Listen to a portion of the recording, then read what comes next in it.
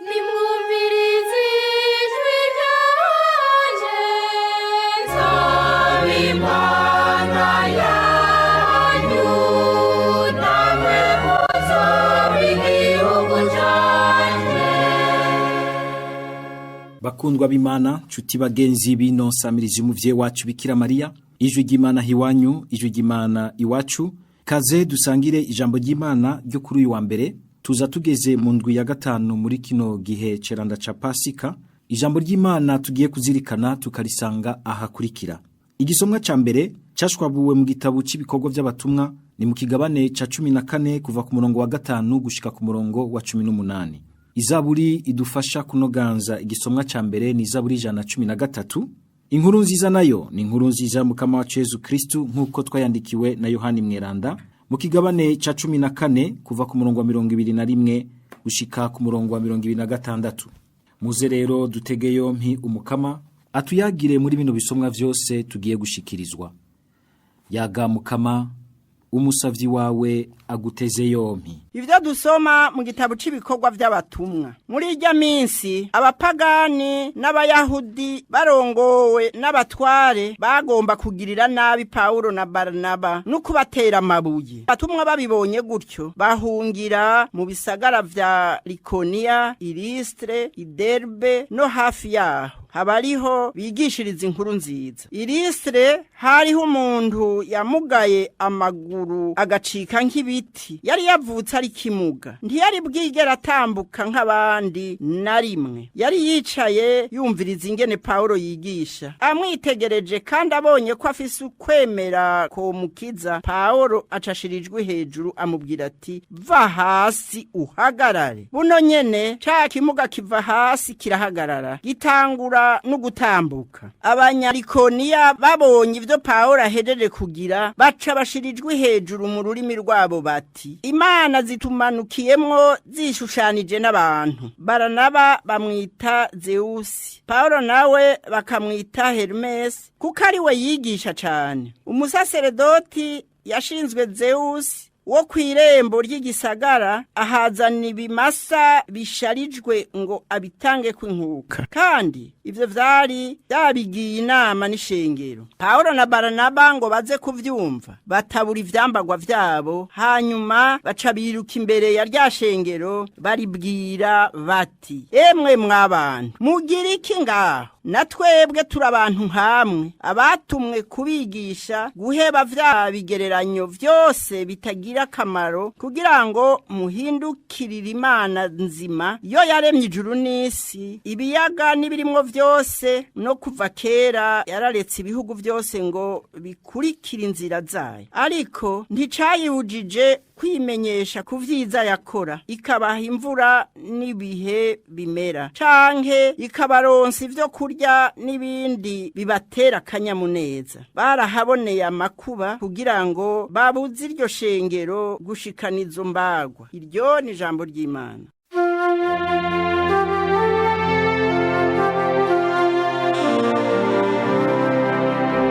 Ntubigirire twebwe mukama, yamara ninahaza izina ryawe. Ntubigirire twebwe mukama, yamara ninahaza izina ryawe. Ntubigirire twebwe mukama, ntubigirire twebwe, yamara ninahaza izina ryawe, kubera urukundo rwawe n'ukuri kwawe. Ni kuki abapagani bo twiyaga umugani ngo, mbega Imana yabo iri hehe? Ntubigirire twebwe mukama, yamara ninahaza izina ryawe. Imana yacu yo mw'ijuru ikora ivyo ishaka vyose.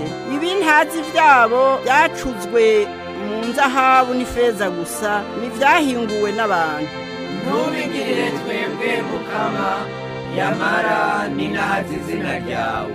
Muragahezagirwa n'umukama, we yaremye ijuru n'isi. Ijuru ni iry'umukama, ariko isi yo yayigabiye abana b'abantu.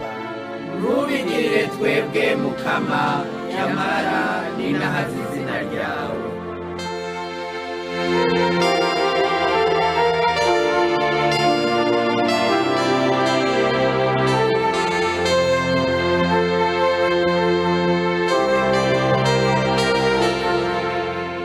Ivyo dusoma mu nkuru nziza y'umukama wacu Yesu Kristu nkuko twayandikiwe na Yohani Mweranda. ni mu kigabane ca 14 kuva ku murongo wa 21 gushika ku murongo wa 26. Muri irya minsi Yezu yabwiye abigishwa biwe ati, uwakira amabwirizwa yanje akayazigama ni wa nkunda, nawe uwunkunda azokundwa na Data, nanje nyene nzomukunda nongere ndamwimenyeshe. Yuda atari Iskariyoti amubwira ati, Mukama bite, ko ari twebwe uza kwimenyesha atari isi? Yezu aramwishura ati, uwunkunda azozigama ijambo ryanje, na Data azomukunda, duheze tuziwe tumugira ingoro yacu. Utankunda ntazigama amajambo yanje. Bisubiye, iryo mwumva mvuga si iryanje, ni iryo Data yantumye. Ivyo ndabibabwiye tukiri kumwe. Ariko wa Mutabazi, Mutima Mweranda Data azorungika ku izina ryanje, niwe azobigisha vyose, yongere anabibutse ivyo nababwiye vyose. Nitwakirize yompi iyi nkuru nziza ya Kristo.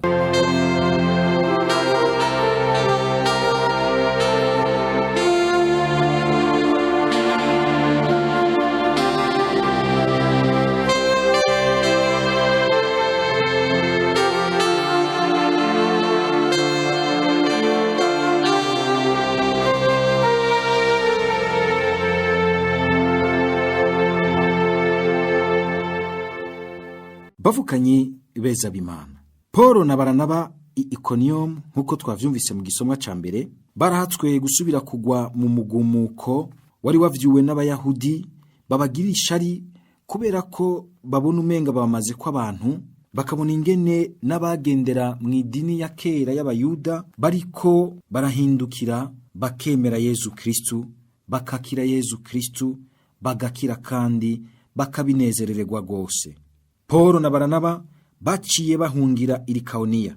Ariko rero igitangaje, aho bahungiye ntibagiye kubaho nk'abantu biyugumbira, bicurikiriye, batunye bugatondera nk'impunzi ziraho ziguma ziririra gusa, ahubwo baciye ngo babandanya kwigisha inkuru nziza. Mwumvise ingene ijambo ry'Imana rigira ngo habariho bigishiriza inkuru nziza. Aho i Likawoniya, i Listre ni Derbe no hafi yaho, ntibatarera umwanya biyugumbira, biririra, bagatuna bugatondera nk'abantu menga baratsinzwe, barapfuye karabaye, ivyabo biraheze. Oya, ahubwo ivyo bihe bigoye bacamwo bakabibonamwo undi muhamagaro wo gutwara kure inkuru nziza. Ngubwo rero ubuhinga bwo guhangana n'ibiduhanze, ivyo nyene bitugora, ivyo umenga birashaka kuzibira inzira yacu Imana iducira, ivyo mbere umenga birashaka kutuniga no kuniga ubuzima bw'Imana muri twebwe. Ivyo vyose bidutera suko womenga ko bukubihangara amaso mu yandi, ariko umuntu akabica inyuma, akabigwanya mu bundi bwenge, mu bundi buhinga, mu wundi mukenyuro wo kumenya kubikuramwo ikindi ciza Imana ishaka kwandikamwo. Burya abatugwanya, abagwanya inkuru nziza, abadutera ingorane kuko badashaka kubona ubuzima bw'Imana muri twebwe bukura kandi buheza bugashikira n'abandi, igihe baba babukaranga ntibaba bazi ko Imana iri munsi y'urujo. Imana nta kinanira, irashobora gukura ubuzima mbere bushasha no mu rupfu. Ivyo abantu bari bagize ngo barishe, bagasanga niho Imana yari barindiririyeho kugira ngo ikure mw'inzira y'ubuzima. Mbere ababahama bibaza yuko banize iryo jambo, banize izina rya Yezu Kristu, bisanga ahubwo ryakwiragiye hose. Paulo na Baranaba rero baratwigishije uwundi mukenyuro w'ingene twohangara ibiduhanze, kutagwa mu mutego wavyo, ahubwo tukarondera kubona inzira nshasha Imana iduhayemwo. Paulo na Baranaba igihe bahamwe bagahungira mu bindi bisagara, babibonamwo atari amaganya n'amagorwa yabo gusa, ariko babikuramwo kubona ko Imana ishatse ko aho bagiye naho nyene bahadomeka ko kabeya k'urukundo, ako kabeya k'inkuru nziza ya Yezu Kristo yapfuye akazuka, bigatuma izindi ntara nazo nyene zishikirwa n'inkuru nziza ya Yezu Kristo. Burya rero kumenya kurabisha amaso yandi ibiduhanze, ibidushikira, ibitugwanya, tugaheza tukabikuramwo iyindi nsiguro nshasha y'ukwemera, tuba tubitsinze neza. Kandi burya umuntu aguma yivayanga muri we, aguma azunguruka agarukana ibyo bintu bimuhanze, birateba bikamurya, akagwara mu mutwe, agahakwa kuyinga, mbere no mu mubiri akagwara. Ariko iyo amenye kubonamwo iyindi nzira, ntaguma biha amaso n'umutima we n'ubwenge bwiwe ngo aguma avyuza muri we, ahubwo akarondera ingene abandanya inzira yiwe, akamenera ahandi, ico gihe aratsinda rwose ivyo vyagomba kumwicira imbere no kumuhagarika ku nzira y'ubuzima bwiwe. Iriswe rero ku izina rya Yesu Kristu, Paulo na Baranaba barakiza umuntu yaramugaye, bica bituma mbere abantu bo ngaho Irisre bagomba kubahereza inkuka nkuko mengana ibimungu vyamanutse iwabo. Paulo na Baranaba barahacumukuriye kugira ngo bumvishe iryo shengero yuko ari abantu nkabo, atari Imana, ko ari abantu gusa, ahubwo barungikiwe n'Imana kugira ngo babamenyeshe iyo Mana y'ukuri ibakunda, ibagirira ivyiza vyinshi, yamye ibabungabunga, ariko batazi, bakayitiranya n'ibigirwamana. Paulo na Baranaba bakabatumirira kuvavanura n'ibigirwamana kugira ngo baheze ahubwo bemera Imana imwe y'ukuri. Mbega ubwo jeho mu buzima bwanje vy'ukuri, ubuzima bwanje butumbereye bukurikira Imana imwe y'ukuri, canke kumbure shobora kugira ngo ndi no mu vy'Imana ariko ndiko nkurikira ibigirwamana? Ikigirwamana nico cose gicokera mu kibanza c'Imana, ugasanga Imana mu kuri no mu ngiro yayo yarirukanywe ku mayeri kugwenge, ikavyitirirwa kumbura inyuma, ariko imbere ari ikigirwamana gishusha umutwe, kigashusha umutima, kikaroha umutima, umuntu agasanga ntari mu ntumbero y'Imana, kandi kikamutsimbataramwo, kikamuyora, kikamutwara mu bwenge no mu gushaka vyose, ugasanga abirabira muri ico kigirwamana. Erega twitonde, burya mbere n'ibintu vyiza atari uko vyari bigirwamana muri vyo, hari igihe usanga umenga biduhindukiriye bikatubera ibigirwamana kuko twabihaye agaciro karenze. Erega urukundo tugiranira n'abagenzi urashobora kuduhindukira ikigirwamana. Akazi, ibikorwa, ukuryoherwa, ukuruhuka gushikaho ucika ikinebwe, amagara meza, amataye, ugutoka ko uri umuntu umenga asesuka, ukoroherwa no kumererwa neza, ibintu vyinshi byashobora kutubera ibigirwamana. Ivyiyumviro, nk'ivyumviro vya politike, ukabona uyu munsi abashobora gutwarwa n'ivyumviro vya politike bicanke biriya, bagatangura gukumira canke bakica aho batabisangiye. Ico gihe ivyo vyumviro vya politike bica canke bica hariya, bica muri uyu mugambwe canke uriya, uwo mugambwe n'ivyo vyiyumviro vyakubereye ikigirwamana, n'ivyagutuma usesa amaraso ya mwene wanyu, kuko mwene wanyu ari mwa agaciro karengeye ivyiyumviro vyose vya politike, karengeye imigambwe yose. Ico gihe wasibanganije ishusho y'Imana muri wewe, wapfukamiye ikigirwamana. Burya ikiranga kindi ikigirwamana nuko usanga umenga kiragaragara, na cane cane igihe hageze yuko tugisaba ivyo nyene nogira ntibihoraho vyamaho, ubuhigwe buhejeje buhoraho, ugasanga ntigishobora guhaza umutima w'umuntu. Ibigirwamana, ibi bintu vyose duhindura tukabihindura nk'ibigirwamana, bifise aho bigarukiriza. Turategerezwa rero kumenya guha ikintu cose insiguro yaco, aho kigeza agaciro kaco, ariko kandi tubimenye burya biragoye guha agaciro ibi biremwa vya hano kw'isi umuntu atabanje kumva agaciro k'Imana y'ukuri ngo ayakire. Iba ariyo rero imuhishiuka agaciro kagereranya uku canke kuriya yashize muri iki kiremwa iki canke kiriya. Ibiremwa vyose bikura insiguro yavyo y'ukuri ku muremyi yabiremye, Imana mushobora vyose, Imana y'ukuri, se umukama wacu Yesu Kristu n'umwana wawe nyene Yesu Kristu, umwana w'Imana nzima n'umukama wacu. Hanze yiwe uratakaza kumva neza agaciro ka kimwe kimwe cose aho kagarukira, birakugora kumva agaciro k'umwana w'umuntu, k'umwana w'Imana, bigaca bigutuma nawe mbere utakaza insiguro y'ukuri y'agaciro kawe, y'agateka kawe. Ni mu gufatira rero ku mwana w'Imana Yesu Kristo, kurya kuri uyu munsi w'Imana agira ati ndi inzira, ukuri n'ubuzima, ni mu gufatira kuri we dushobora rero gutahura ivy'ubu buzima, tukamenya inzira tujana, tugashika mu kuri kuzuye koko kw'Imana mushobora vyose. Mu nkuru nziza turaheje kumva Yezu Kristu muri ya myanya y'akanywa babo n'abigishwa biwe, ingene yumva akaba mbere muri ivyo bigiye kumushikira bitaranaba. Ariko nk'uko twabonye no mu gisomwa ca mbere kuri Pawulo na Baranaba, Yezu ntabibamwo nk'uvyiyugaraniyemwo, nawe nyene akamenya kubihangara mu wundi mukenyuro. No kuvuga iki? Ntaguma reka ngo biba ari vyo bimwuzura, biba ari vyo aguma agarukana muri we, ahubwo uwo mwanya ukamubera umwanya mwiza wo gusuka urukundo rwinshi ku bigishwa biwe, ku bantu biwe.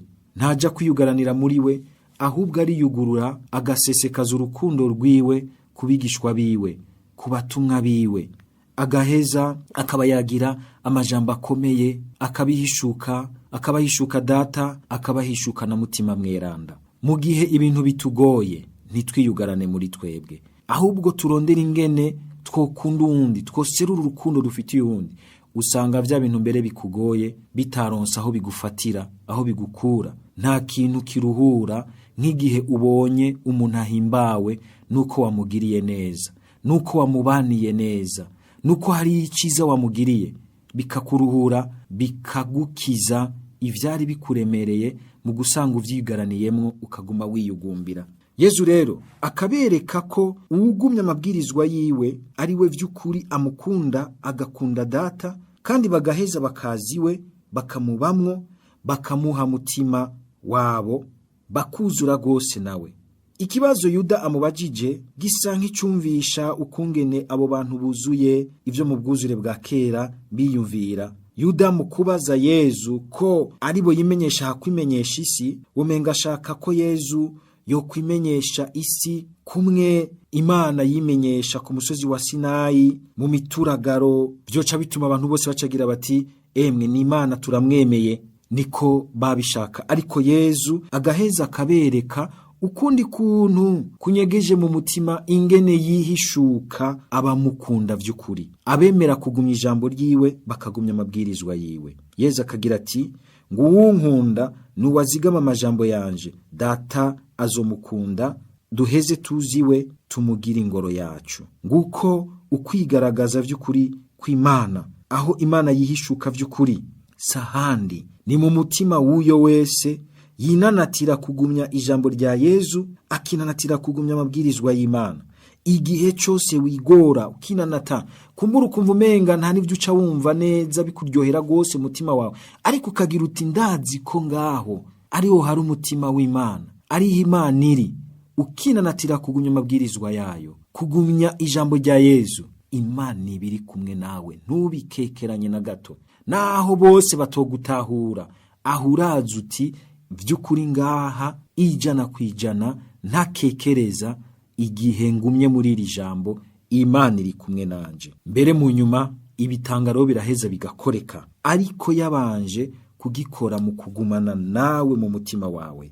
Imana rero nitwame dushaka kuyisaba yuko yotwimenyesha mu bintu vy'ibitangaza bibayaho hanze, bimena amaso, bica bituma abantu benshi bukwi na bukwi baca bayemera. Imana yashimye kumenera handi muri Yezu Kristu, yashimye kumenera muri mutima wayo, ikabicisha mwijambo rikunyuze mu mutima, ugaheza ukarigumya, ukarigira ijambo rituma Imana icicumbiki wawe, amabwirizwa yayo, ijambo rya Yezu Kristu. Naho ubwa mbere Imana ishima kuzanana, hanyuma ibindi bikaza mu nyuma. Dusabe Mukama Yezu, duhe vy'ukuri kwiyugururira ukungene wenyene ushaka kutwimenyesha. Duhe na cane cane kukumva no kukubona, kukwiyumvamwo mu bubasha bw'ijambo ryawe, mu kugumya y'amabwirizwa 10, mu kugumya urukundo rwawe muri twebwe, mu kugerageza kurugendera mu bandi. Duhe guhunga ibigirwamana vyose vyo mu gihe ca none, vyo muri nosi ya none, amafaranga akaryohera mubiri, ubukuru, ivyumviro, ibinabiriya vy'intwaro na politike, imigambwe, akaboregwe, ibiyayuramutwe n'ibindi vyose muri nosi usanga twiyugaranamwo, tukabisubiriza wewe. Uduhe tuvyiyambure, tubikire ubidukize Mukama kubw'ububasha bw'urupfu n'izuka ryawe, ngo tube mu mwidegemvyo vy'ukuri w'abana b'Imana, uguma ari wewe utubereye Imana, wewe Musa, kumwe na Data na Mutima Mweranda. Amen.